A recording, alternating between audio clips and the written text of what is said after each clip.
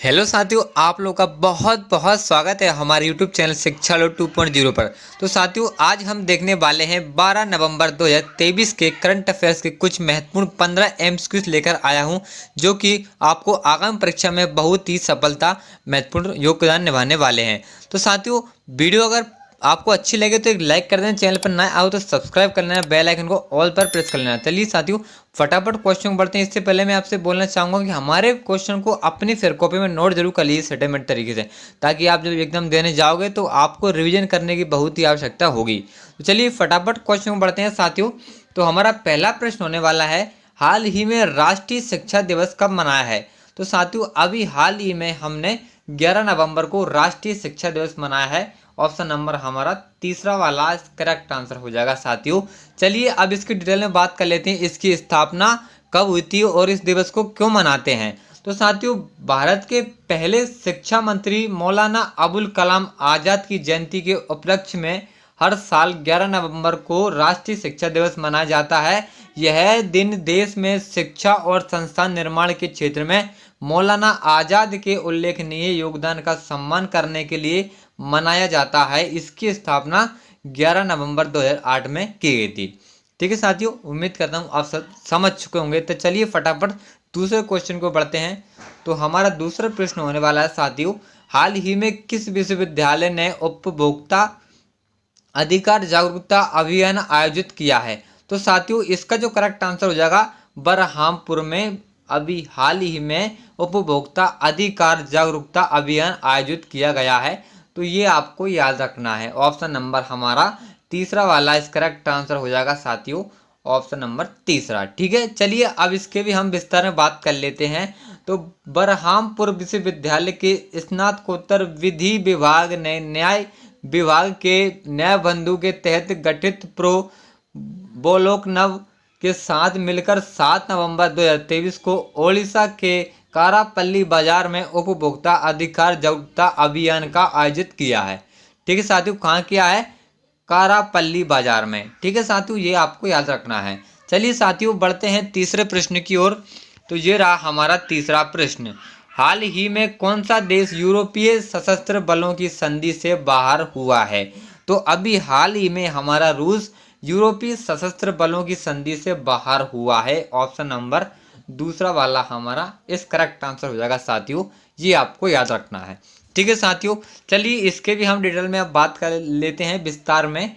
NATO के विस्तार को सहयोग में बाधा बताते हुए रूस औपचारिक रूप से यूरोप में पारंपरिक सशस्त्र बलों पर संधि CFE से हट गया है। ठीक है साथियों, तो ये अपनी फेयर कॉपी में नोट जरूर कर लीजिए। चलिए साथियों, बढ़ते हैं चौथे प्रश्न की ओर। तो ये रहा हमारा चौथा प्रश्न, हाल ही में भारत और किस देश के बीच 5वीं 2+2 भारत का आयोजित हुई है? तो साथियों, अभी अमेरिका में के बीच 5वीं 2+2 भारत का आयोजित हुई है। तो ऑप्शन नंबर हमारा तीसरा वाला इस करेक्ट आंसर हो जाएगा, ये आपको याद रखना है। ठीक है साथियों, अपने देश भारत और अमेरिका के बीच 5वीं 2+2 भारत का आयोजित हुई है। तो अब देख लेते हैं हम कि ये 5वीं 2+2 क्या है। तो इसकी विस्तार में हम बात करते हैं साथियों। तो भारत और अमेरिका के बीच 5वीं 2+2 बैठक शुरू हो चुकी है।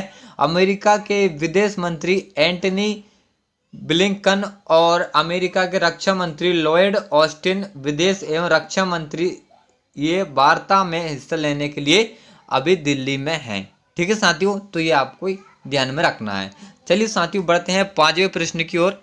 ये रहा हमारा पांचवा प्रश्न, हाल ही में सरकार ने दिव्यांग कर्जदारों के लिए ब्याज दर में कितने प्रतिशत छूट का ऐलान किया है? तो साथियों, अभी दिव्यांग कर्जदारों के लिए ब्याज दर की छूट हमारे जो दी गई है वो दी गई हमारे 1%। ऑप्शन नंबर हमारा दूसरा वाला इस करेक्ट आंसर हो जाएगा साथियों, ये आपको याद रखना है। कितने दी गई है? 1% की जो कि छूट का ऐलान किया गया है। ठीक है साथियों, तो चलिए अब बढ़ते हैं हमारे छठे प्रश्न की ओर। हाल ही में IMA इंडिया ने क्षेत्रीय सम्मेलन 2023 का आयोजित कहाँ किया है?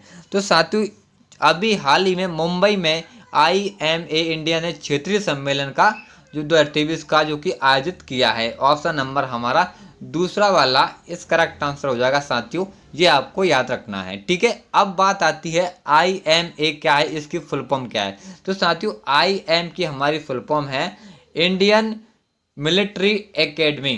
ठीक है साथियों, ये आपको ध्यान में रखना है। चलिए साथियों बढ़ते हैं 7वें प्रश्न की ओर। तो ये रहा हमारा 7वां प्रश्न, हाल ही में किसने राजा भालिंदर ट्रॉफी जीती है। तो साथियों अभी महाराष्ट्र ने राजा भालिंदर ट्रॉफी जीती है। ऑप्शन नंबर हमारा तीसरा वाला इस करेक्ट आंसर हो जाएगा, ये आपको याद रखना है। ठीक है साथियों, चलिए इसकी भी हम अब विस्तार में बात कर लेते हैं। साथियों मैं आपको हर प्रश्न में उसका विस्तार बताता हूँ, जिससे आपका कोई भी डाउट नहीं रहे माइंड में, पूरा का पूरा डाउट आपका क्लियर हो जाए। तो महाराष्ट्र ने गोवा में 2023 के राष्ट्रीय खेलों के आखिरी दिन पदक तालिका में अपनी बढ़त बरकरार रखते हुए गुरुवार को राजा भालेंद्र सिंह ट्रॉफी जीतकर 80 स्वर्ण सहित रिकॉर्ड तोड़ 228 पदक जीते हैं। ठीक है साथियों, तो उम्मीद करता हूँ आप सब समझ चुके होंगे। चलिए साथियों बढ़ते हैं 8वें प्रश्न की ओर। ये रहा हमारा 8वां प्रश्न, हाल ही में भारत और किस देश की नौसेना ने बोंगो सागर 23 का आयोजित किया है। तो साथियों अभी हाल ही में बांग्लादेश ने नौसेना ने बोंगो सागर 23 का आयोजित किया है। तो ऑप्शन नंबर हमारा दूसरा वाला इस करेक्ट आंसर हो जाएगा साथियों, अपने देश भारत और बांग्लादेश की नौसेना ने बोंगो सागर 23 का आयोजित किया है। चलिए अब देख लेते हैं ये बोंगो सागर 23 क्या है। तो साथियों क्या है बोंगो सागर 23, इसकी डिटेल में बात करते हैं।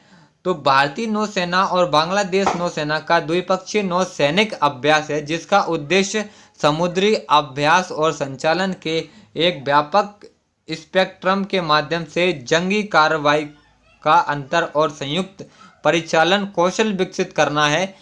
बोंगो सागर नौसैनिक अभ्यास का पहला संस्करण 2019 में आयोजित किया गया था। ठीक है साथियों, उम्मीद करता हूँ आप सब समझ चुके होंगे। तो चलिए साथियों बढ़ते हैं 9वें प्रश्न की ओर।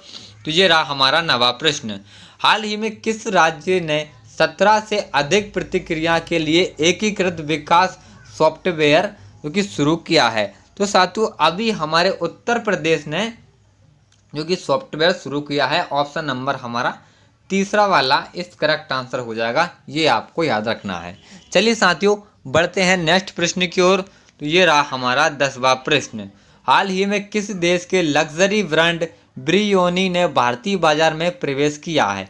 तो साथियों अभी इटली के लग्जरी ब्रांड ब्रियोनी ने भारतीय बाजार में प्रवेश किया है। तो ऑप्शन नंबर हमारा दूसरा वाला इस करेक्ट आंसर हो जाएगा साथियों, ये आपको याद रखना है। ठीक है, चलिए बढ़ते हैं नेक्स्ट प्रश्न की ओर। साथियों ये रहा हमारा 11वां प्रश्न, हाल ही में किस राज्य की कैबिनेट ने ड्रोन परिचालन सुविधा नीति 2023 को मंजूरी दी है।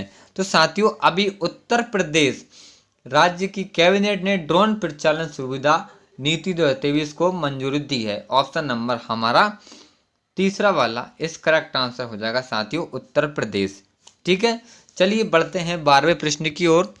तो ये रहा साथियों हमारा 12वां प्रश्न, हाल ही में किस देश को समुद्र के अंदर ज्वालामुखी विस्फोट के बाद नया द्वीप मिला है। तो साथियों अभी जापान को समुद्र के अंदर ज्वालामुखी विस्फोट के बाद नया द्वीप मिला है साथियों। ऑप्शन नंबर दूसरा वाला हमारा इस करेक्ट आंसर हो जाएगा, ये आपको याद रखना है।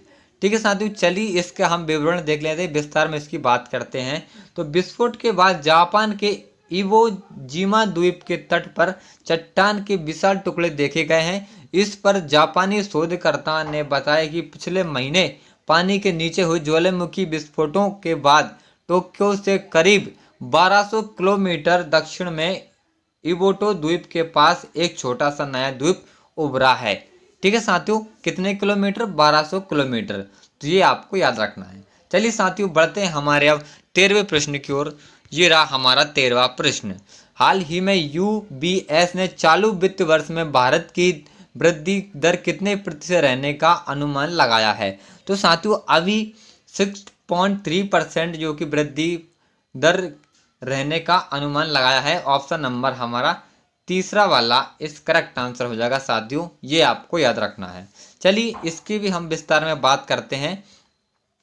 तो यूबीएस, जिसे पहले यूनियन बैंक ऑफ स्विट्जरलैंड के नाम से जाना जाता था, एक बहुराष्ट्रीय विविध वित्तीय सेवा कंपनी है जिसका मुख्यालय ज्यूरिख और बेसल में है।